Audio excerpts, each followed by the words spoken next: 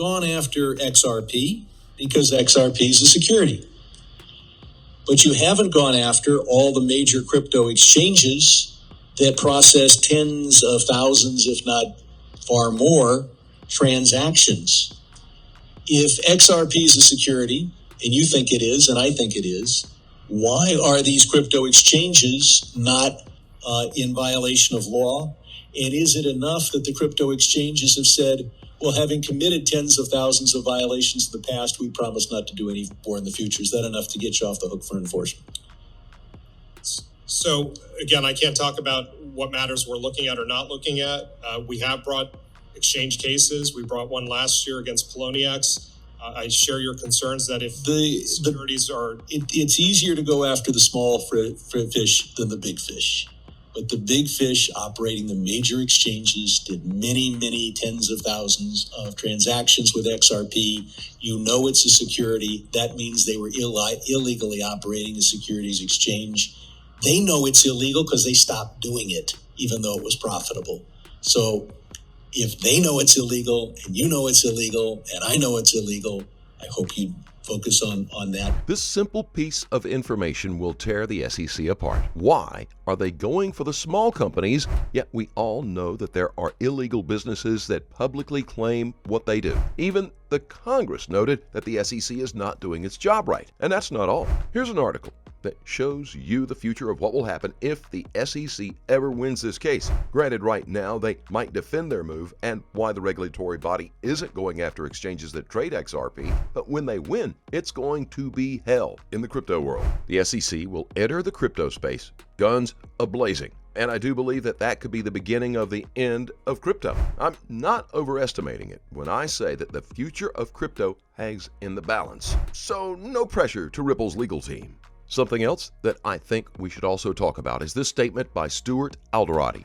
For those of you who don't know who Stuart is, well, he's the general legal counsel for Ripple with over 35 years of experience in this industry. Stuart stated in a tweet, "Can I get a fact check on aisle 2, please? Representative Sherman, the U.S. has not, in fact, no country has, determined XRP to be a security." When elected officials don't understand that the mere filing of a case by the SEC doesn't determine anything, it's more than concerning. Put that into perspective and you'll realize that there's a lot of guesswork happening in the crypto world. And that's because we do not have any regulatory clarity. I mean, until when we will continue to talking about the same thing before the people in charge actually do something about it. Congressman Sherman went on to give suggestions that Ripple and XRP is a security, and exchanges that have traded this crypto, which is probably most all exchanges at one point in time or another, should also be dragged into court. That is a serious attack on the whole crypto world. As always, welcome to Moneyside, your favorite crypto channel. If you're new here, hit that subscribe button and turn on notifications so you get updates when we drop new videos. Don't forget to smash that like button, and you can always leave a comment or question in the section below. Now, this statement comes from someone who has a conflict of interest in the current SEC versus Ripple case and the whole crypto world. Yep, guys, Sherman's statement directly attacks XRP and the whole Ripple team. He even goes as far as to state that exchanges that offered XRP should also be dealt with. So why do I say that Brad Sherman has a conflict of interest when it comes to the crypto world? Guys, take a look at this. So according to Open Secrets, Sherman's largest and most significant campaign contributor was Democracy Engine. Pay close attention to this company, guys, because I'm about to blow your mind. Now, the next phase of evidence, according to an article posted on technologyreview.com, and in this article, there's an Ethereum-based company called Peeps that is set up to help in the process of contributions for campaigns. This system is set up to create a more transparent contribution process, and there's a lot that this article goes into detail about. But the most interesting part of it all is this section right here. Users can also suggest politicians running for federal office to whom they think a given movement should contribute. People can then vote on those suggestions to decide whether to donate. Suggesting and voting on politicians cost Peeps. When the voting is over, a third-party payment processor called Democracy Engine will distribute the money to the winning candidates. Warren and his co-founders hope that eventually the platform will be popular enough for politicians to start competing for these awards. That's according to Technology Review. The article continues to talk about decentralized version of politics. They plan on making decentralized and blockchain technology to have influence as donors over politicians. The same thing that happens with big money donors in politics. And now things get a little interesting. Let's connect the dots. Sherman's largest contributor is a payment system that works hand in hand with Ethereum-based blockchain system. I mean, guys, you got to open your eyes and see the handwriting on the wall. It is very clear and precise. That's essentially the reason why Sherman went on and on talking about XRP as a security system.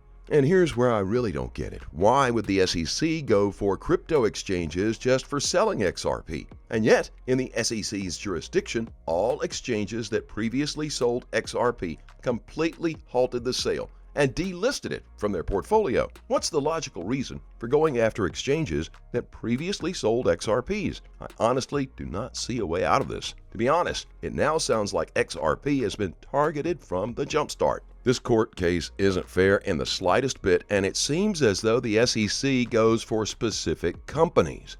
When they were asked to clarify how they go for specific cryptos, they really don't have an answer. Seems like some things are given a pass and some things are targeted. What's the criteria for targeting? There's no selective prosecution. We have to balance the risk that we're seeing with the resources that we have, and we have a number of investigations. So maybe the big ones take too many resources to go after, so you just say, well they'll get a pass? No, I'm very proud of the work that the 1,300 women, men in my division do. They don't give people a pass, they hold violators accountable. Okay, let me run a hypothetical scenario by you. Say an SEC official gives a speech at a conference, and the official begins, of course, by stating that, quote, their views are their own and not necessarily those of the commission. Anyone who's ever heard an SEC office official speak would know that this is standard, and they would not interpret the speech as legal guidance. However, let's say that the SEC official consulted SEC staff and perhaps even ethics my God, it's 10 minutes, directly to assist them in writing speech or giving guidance. Under this scenario, would the written speech still be considered personal views of the individual and not views of the commission? Respectfully, I can't answer that right now because that hypothetical is a real scenario that's playing out in litigation. Oh, what litigation would that be? That would be the Ripple litigation. Ripple XRP. So is it true that Director Hinman submitted his speech to ethics for approval? Again, I can't comment on pending litigation. I can't comment on that. Okay. No script. Director Graywall, we talked a little bit about really the SEC. Last year, the SEC made a, quote, a no action enforcement announcement regarding the amendments to proxy advisor rules from July. Guys, how hard is it to answer a question as simple as, what's your strategy going after cryptos that you feel are securities? A simple answer is something like, we have specific features we take into account and maybe use specific rules to grade securities from cryptos. They honestly couldn't give such an answer because the truth is that they have no basis for going after XRP. And that's actually the reason why this court case has dragged on for so long. In every turn, whenever the SEC is asked to produce documents that could potentially tell the truth about their intention and why they are going for Ripple, the regulatory body finds ways to withhold this information. On more than one occasion, the SEC's officials have committed perjury in court and no one goes after them. And now this. Guys, I think it's time somebody stood up to them. Someday, someone was gonna have to take a stand. Someday, someone was gonna have to say enough. This could be that day. As always, do your own research and always trade safely, guys. Please keep in mind we're not a licensed financial advisor. All videos on this channel are intended for entertainment purposes only. You can always let us know what you think in the comment section below, and let's have a conversation. Thank you so very much for watching. Don't forget to like this video and please click on that subscribe button below and turn on notifications so you get informed whenever we post our amazing content. We'll look forward to seeing you on the next Money Side.